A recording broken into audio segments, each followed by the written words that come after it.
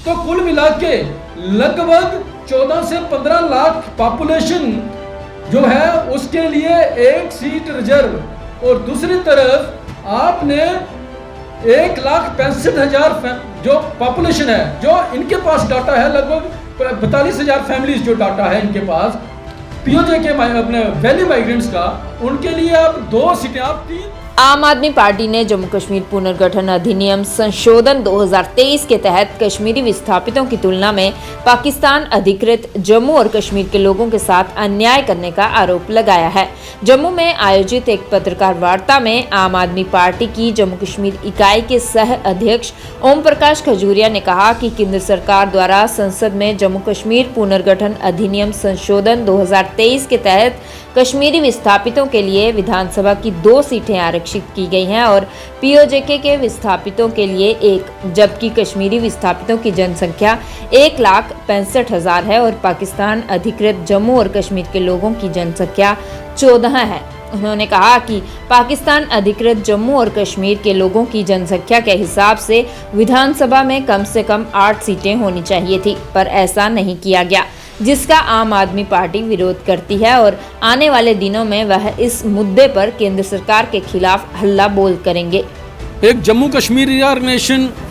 Act को लेकर जो बिल लाया गया वो था जम्मू कश्मीर रीऑर्गेनाइजेशन एक्ट 2019 का जो एक्ट है, उसमें अमेंडमेंट करके जम्मू कश्मीर के अंदर 3 सीटें जो हैं,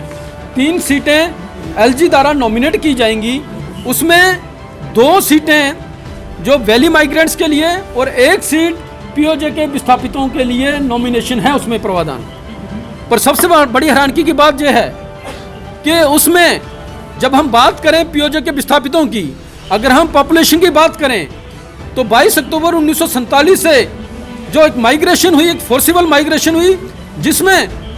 लगभग 40 से 50 हजार हिंदू सिखों का कत्लेआम हुआ, इतना बड़ा जिनोसाइड हुआ, और वहां से फोर्सिबली जो लोग निकाले गए, उस समय जो पीआरओ ऑफिस में जो फैमिली रजिस्टर हुई वो 31,619 फैमिली रजिस्टर हुई, और जो अनरजिस्टर्ड फैमिली थी एक डिस्क्रिमिनेटरी अनजस्टिफाइड तरीके से जिसको रिजेक्ट किया गया था, वो 9,500 फैमिलीज थी। कुल मिला के लगभग 41,000 फैमिलीज जो उस समय माइग्रेंट हुई पीओजे से, और उसके बाद 1971 को 10,065 फैमिलीज जो माइग्रेंट हुई 1965-71 की बार में, उन सभी लोगों के लिए 1 सीट रिजर्व रखना, ये कौन सा फार्मूला है भारतीय जनता पार्टी और केंद्र सरकार के पास, जब उन्हीं का आंकड़े ये कहते हैं कि हमारे पास जो वैली माइग्रेंट्स की जो पॉपुलेशन है वो 1,65,000 है, दूसरी तरफ 14 लाख पॉपुलेशन के लिए 1 सीट। अरे भाई, जब 65,000 के लिए 2 सीटें हो सकती हैं तो प्रोपोर्शनेटली अगर हम उसको कैलकुलेट करें तो पीओजे के विस्थापितों के लिए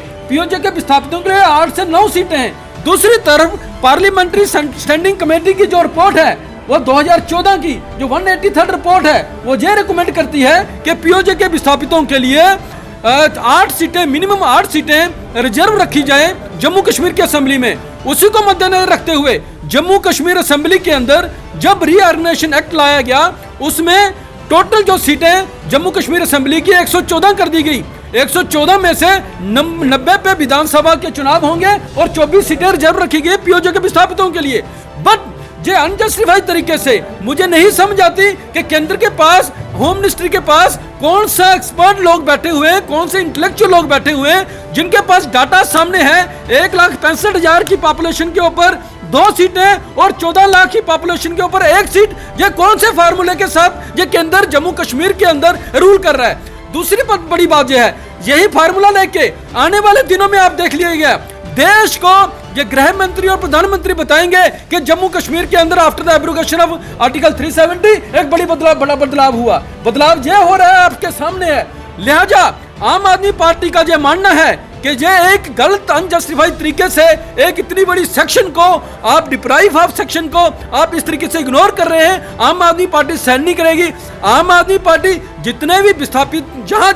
क्योंकि एक बड़ी पॉपुलेशन जो जम्मू की भिन्न असेंबली क्षेत्र में रह रही है, डिफरेंट तहसील में है, डिस्ट्रिक्ट्स में है, उनमें जाके जम्मू कश्मीर के आम आदमी पार्टी इन लोगों को मोबिलाइज करेगी। उनके साथ जो इतनी बड़ी नाइंसाफी होती है उस नाइंसाफी को लेके इस केंद्र सरकार के खिलाफ हम हल्ला बोल रहे हैं।